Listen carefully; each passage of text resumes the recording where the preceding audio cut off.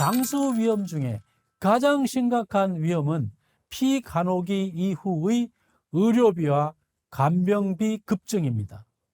우리나라는 2008년부터 장기요양보험 제도를 시행하고 있어 후반기 노인들의 삶의 질을 개선하는 데 큰 기여를 하고 있습니다.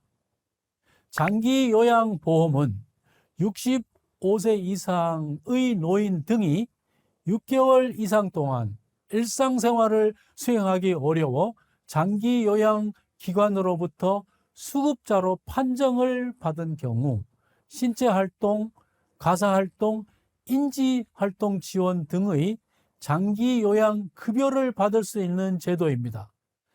재택생활보조나 너싱홈 거주 비용은 장기요양보험의 지원이 없으면 감당하기 어렵습니다. 건강보험 가입자들은 매월 장기요양보험료를 납부합니다. 이 보험료가 2023년 기준으로 약 10조 원이 거쳤습니다. 그런데 전체 장기요양 예산은 14조 4,500억 원이며 부족한 4조 4,500억 원은 정부 예산에서 지원되었습니다. 2022년 기준으로 장기요양보험 수급자는 약 100만 명입니다. 약 130만 명이 등급 신청을 하여 이 중 70%가 등급 심사를 통과하여 건강보험공단으로부터 장기요양보험금을 지원받습니다.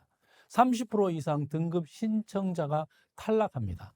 장기요양 등급은 등급 신청자의 거동, 치매 정도 등의 상태에 따라서 1에서 5등급 그리고 인지 등급으로 나뉩니다. 4등급을 받은 어르신이 요양원에 입소하면 매달 약 85만 원가량 건강보험 재정에서 지원을 받습니다. 결코 적은 금액이 아닙니다.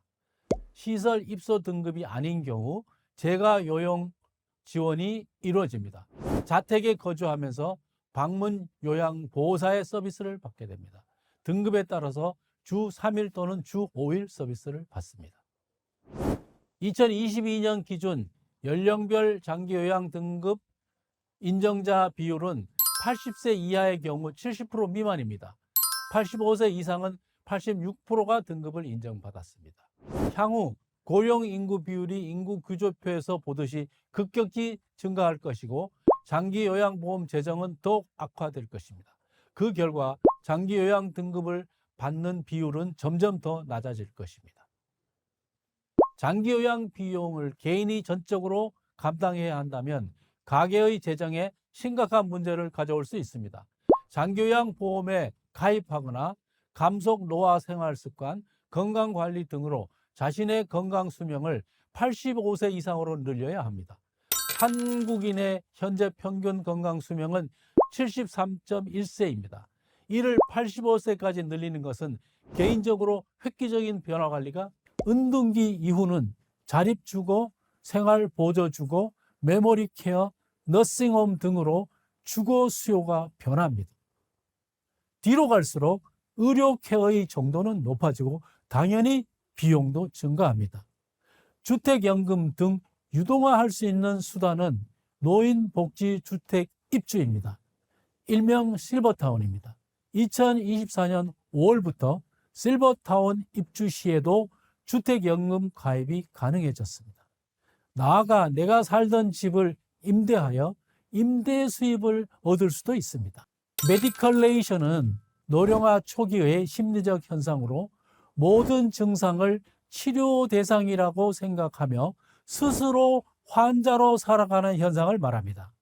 고령화 시대에 일반화된 사회적 현상으로 이것을 방치하면 의료비 증가와 삶의 질 저하를 가져옵니다. 부부의 평균 수명은 남편보다 부인이 길고 남편이 부인보다 연상인 경우가 흔합니다. 남편의 사망 이후에 배우자가 7년 이상 더 생존해야 합니다. 남편이 국민연금의 주 가입자였다면 남편 사망 후 유족연금은 완전 노령연금의 60%로 줄어듭니다. 만약 남편이 지나친 의료비 사용으로 여유자금을 모두 써버리면 배우자의 남은 삶에 재정적 악영향을 미칠 수 있습니다. 우리나라 사람들의 사망 장소의 80%가 병원이며 이러한 현상을 죽음의 의료화라고 합니다. 불필요한 연명 치료는 당사자의 마지막 삶의 질도 낮아지지만 의료비로 인한 재정 이슈도 심각할 수 있습니다. 의료 서비스는 개인의 건강과 깊은 관련이 있습니다. 환자의 권리 중 알 권리 및 자기결정권은 정보의 비대칭적인 상황에서 소홀히 될 수 있습니다. 내가 근무하던 은행에 소속된 치과 의사가 있었는데요. 직원이 많아서 이 치과 의사가 직접 치료를 담당하지는 않습니다. 그 대신 외부에서 치과 처방을 받아오면 이 치료의 필요성에 대한 객관적인 자문을 해 주었습니다. 덕분에 과잉 치료를 방지할 수 있었던 경험이 있었습니다. 의사와 환자 사이에 정보의 불균형이 있을 수 있고 이를 개선할 방안은 어떻게 마련할 수 있을까요? 우리나라에는 의료복지사회적협동조합 제도가 있습니다. 의료사협이라고 줄여서 사용하겠습니다. 의료사협은 지역 주민이 모여 자체적으로 설립한 사회적 협동조합으로 의료사협은 보건복지부로부터 인가를 받아야 설립할 수 있습니다. 심의 진료, 질병 예방과 조기 발견, 주치의 제도, 방문 진료, 조합원 의료복지를 지향합니다. 과잉 진료와 항생제 남용을 줄여 환자의 건강을 돌보며 의료 비용을 절감합니다. 또한 지역사회의 의료와 복지 문제를 해결하고 건강한 공동체를 만드는 것을 목표로 합니다. 임종 시 불필요한 과잉 생명 연장 치료를 방지하기 위해 사전 연명 의료 의향서를 작성해 둬야 합니다. 그러나 사전 연명 의료 의향서를 작성했더라도 임정 과정에서 반드시 효력이 발생하는 것은 아닙니다. 담당 의사와 해당 분야의 전문 의사 한 명이 환자가 임종 과정에 있다고 판단한 경우에만 이행될 수 있습니다. 의료사회 주치의를 통하여 장기간 진료를 받았다면 주치의는 나의 후기 노년기의 건강 상태에 대한 정보를 충분히 가지게 됩니다. 필요시 나의 주치의는 내가 작성한 사전 연명 의료 의향서가 유효화될 수 있도록 충분한 역할을 하게 될 것입니다.